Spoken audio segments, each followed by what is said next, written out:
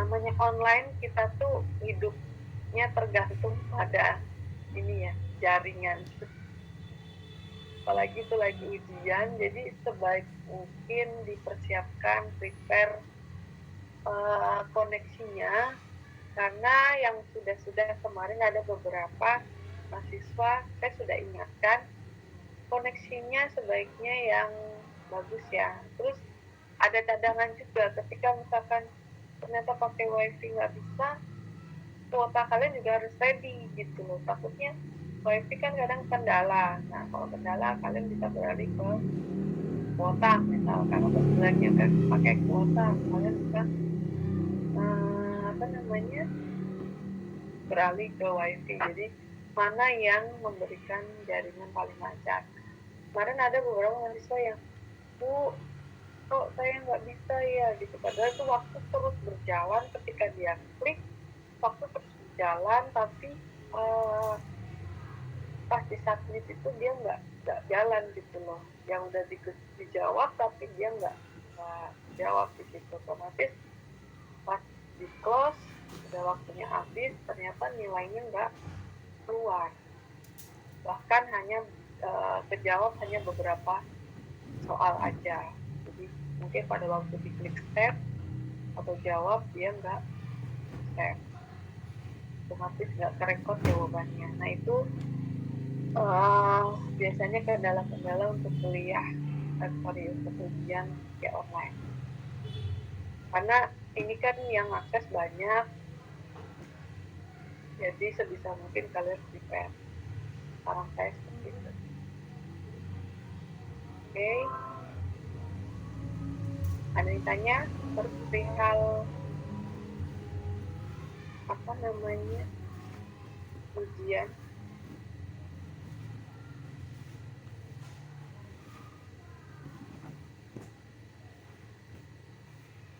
Kalau nggak ada, saya coba bahas sedikit tentang laporan arus kas.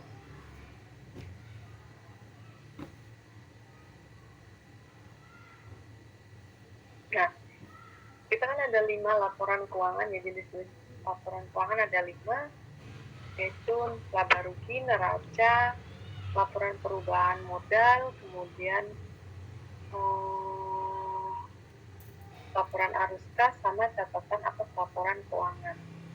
Nah, salah satunya kita bahas hari ini adalah tujuan dari laporan arus kas buat apa sih? Nah, di sini salah satunya adalah melaporkan arus kas masuk dan keluar yang utama dari suatu perusahaan selama satu periode. Berguna bagi manajer dalam mengevaluasi operasi masa lalu dan dalam perencanaan aktivitas investasi serta pembiayaan masa depan. Berguna bagi investor, kreditor, dan pihak lainnya dalam menilai potensi laba perusahaan. Dia menyediakan dasar untuk menilai kemampuan perusahaan dalam membayar hutangnya yang telah terpenuhi. Jadi laporan kas di sini adalah salah satu laporan keuangan yang penting dalam sebuah perusahaan, karena bisa ketahuan arus kas masuk keluarnya berapa sih. Jadi terus kasnya kita tuh berapa, jadi bisa kelihatan dari situ. Nah, biasanya nilai akhir di arus kas itu untuk patokannya apakah nilainya benar atau enggak, itu bisa dilihat sinkronkan dengan neraca. Jadi kalau kita lagi ngerjain laporan keuangan, ketika melihat posisi kas di laporan keuangan di neraca, itu harus sama dengan arus kasnya, posisi arus kas akhir. Kalau misalkan ternyata beda, berarti ada yang salah nih di laporannya. Ini perlu di cross check. Jadi untuk ngecek, kalian coba lihat kalau di laporan keuangan salah satu perusahaan, misalkan kalian lihat di perusahaan PBK atau mana lah, di IDX misalkan kalian download, kalian cek pasti sama.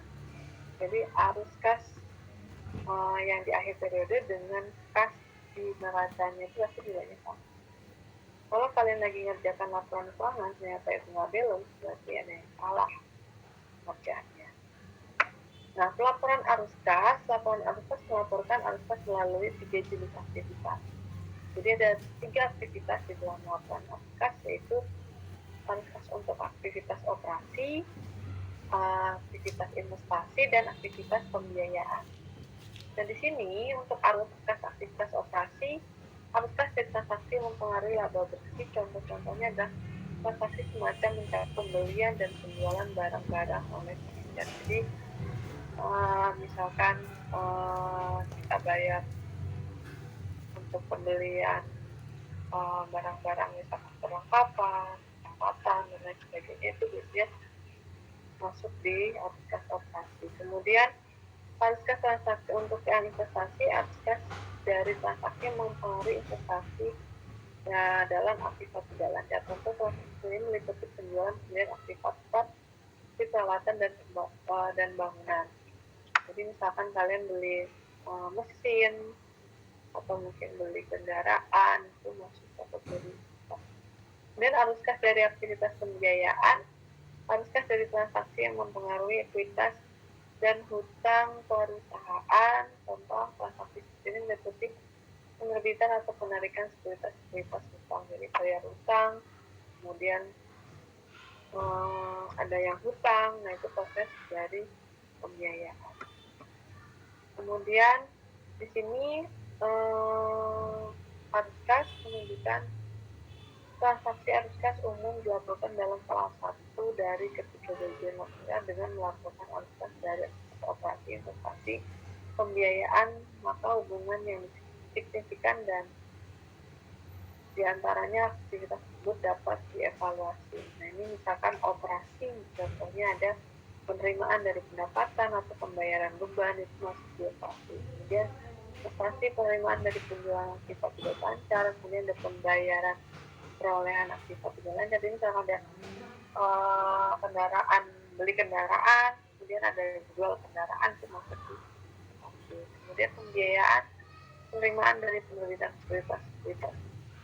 Nah, kemudian pembiayaan atau dalam hal pembayaran untuk saham treasury, dividen, penuntutan sekuritas utang. Kemudian aktivitas dari operasi ada metode langsung dan metode tidak langsung.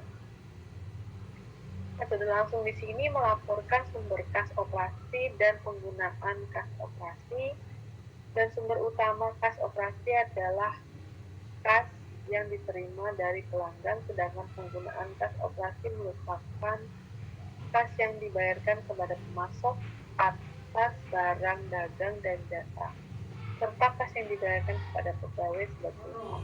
Keunggulan kas utama metode langsung bahwa metode ini melaporkan sumber dan menggunakan kas dalam laporan kas, sedangkan kelemahan utamanya bahwa data yang dibutuhkan seringkali tidak mudah didapat dan biaya pengumpulannya umumnya mahal. Nah, kemudian untuk metode tidak langsung melaporkan arus kas operasi yang dimulai dengan laba bersih dan kemudian disesuaikan dengan pendapatan serta beban yang tidak melibatkan penerimaan atau pembayaran kas. Nah, di sini keunggulan utama dari metode tidak langsung adalah bahwa metode ini memusatkan pada perbedaan antara laba bersih dengan arus kas dari aktivitas operasi. Metode ini umumnya lebih murah dibandingkan. Nah, arus kas dari operasi metode langsung dan tidak langsung.